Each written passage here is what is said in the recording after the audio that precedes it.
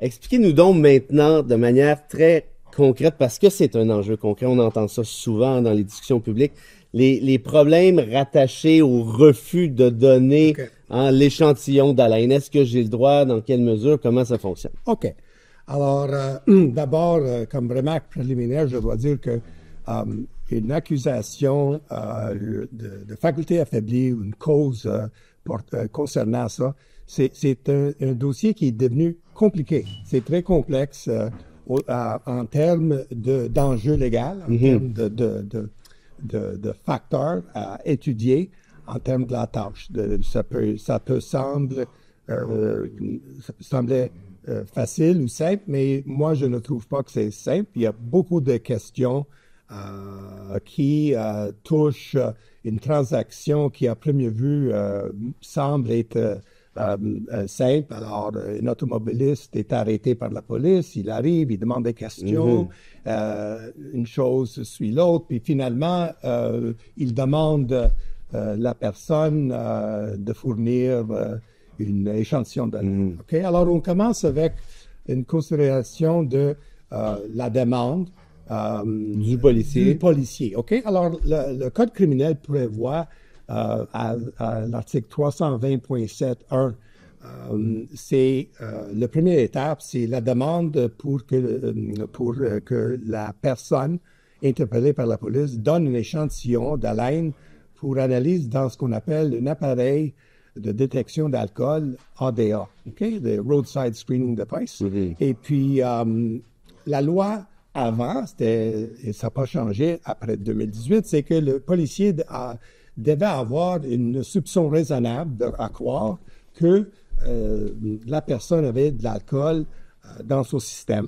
Je vous arrête là-dessus, Maître Monaco. Quand on dit le soupçon raisonnable du policier de la présence d'alcool, est-ce qu'on parle d'une présence d'alcool qui serait potentiellement illégale ou simplement parce que je veux dire, présence d'alcool, rendu là, prendre une gorgée de bière, c'est... OK. Alors, ça ne prend pas, mettons, l'odeur d'alcool, mais le simple fait que, et très souvent, le policier pose la question, avez-vous consommé de l'alcool ce soir? Et si l'automobiliste répond, oui, j'ai eu une bière, j'ai bu une bière ou whatever, ça, c'est assez.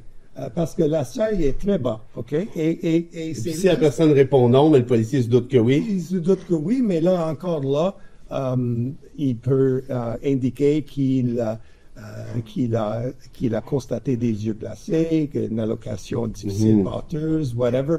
Alors, c'est pas vraiment difficile de franchir cette étape-là. Est-ce que j'ai raison? Excusez-moi, est-ce que j'ai raison de penser que le policier rendu là peut dire à peu près n'importe quoi au juge? C'est vrai. En disant, j'ai vu les yeux, mais je veux dire, il n'y a aucune manière de prouver ça d'un côté comme de l'autre éventuellement. Oui, et c'est un des arguments pour lesquels je demande des caméras corporelles. Ah ouais? Et puis parce que ça changerait la game. Ça changerait la game, mais dans un autre contexte, je fais beaucoup de pression et je milite très fort sur l'insistance que la police de Montréal commence à porter les caméras corporelles, parce que justement, ce n'est pas juste un problème avec le racisme systémique. Oui, on parlera de profilage tout à l'heure. Oui. On arrive bientôt où le profilage racial.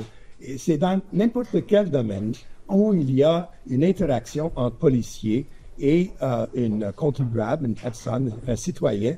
La question de la transparence de cet échange-là va être nécessairement augmentée si, mettons, il y a une caméra corporelle qui pourrait corroborer la version des policiers que les yeux ont été injectés de sang, que monsieur trébuché dans la rue, qu'il a eu de la misère de sortir de son auto. Alors, on dirait que c'est une trame factuelle qu'on est habitué à lire comme avocat. Ouais. Si, mettons, le policier vient à la conclusion que vous avez de l'alcool, il faut qu'il donne un ordre à l'accusé de fournir immédiatement un échantillon. Puis le problème qui arrive, c'est que des fois, le policier vous ordonne, mais il attend l'ADA. C'est au poste de police. Puis, ça, l'ADA, c'est le truc en question? Oui. Donc, ce n'est pas tous les véhicules Non. policiers qui ont... Non. Et c'est quoi, c'est un problème de ressources ou J'ai aucune idée, j'imagine, c'est ça.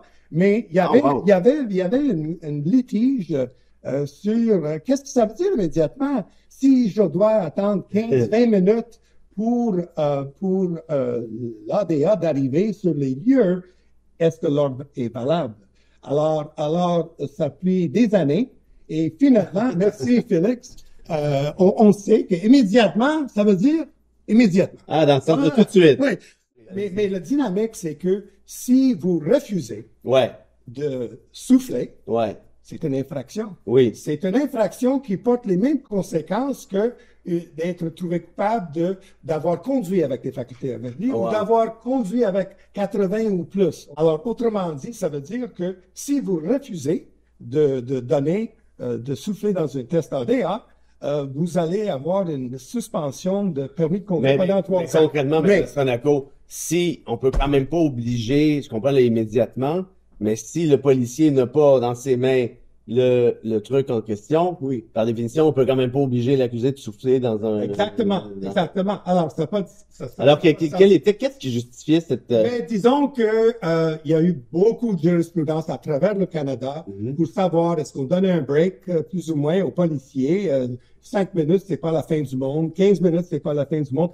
Mais finalement, la Cour d'appel, la Cour suprême dit, écoute, le législateur a écrit très clairement, c'est quand même une violation de votre droit. Vous êtes en position de détenu, vous n'avez pas le droit de consulter un avocat, et la loi dit, vous avez le droit de faire ça parce que vous allez me faire passer un test immédiatement, pas dans 15 minutes, 30 minutes. Pour être condamné à une accusation de refus, il faut que l'ordre soit valable. Ça prend un ordre valable. Donc, avec des soupçons raisonnables. Exactement. Et c'est un élément essentiel de l'infraction que l'ADA soit immédiatement disponible. Vous ne pouvez pas être reconnu coupable à la suite d'une demande illégale. Le policier doit avoir en sa possession l'ADA et il incombe à la poursuite de prouver que la demande de vous soumettre à l'ADA était légale. Et il y a toute une jurisprudence à l'effet de savoir si les mots utilisés par le policier, c'était clair, que l'accusé savait la teneur et la nature de l'ordre qui a été donné. Il y a toute une jurisprudence sur ça. Est-ce que l'accusé a compris? Parce que pour l'ordre d'être donné, il faut que ça soit donné d'une façon claire et il faut que l'accusé soit au courant de qu'est-ce qui est demandé de lui.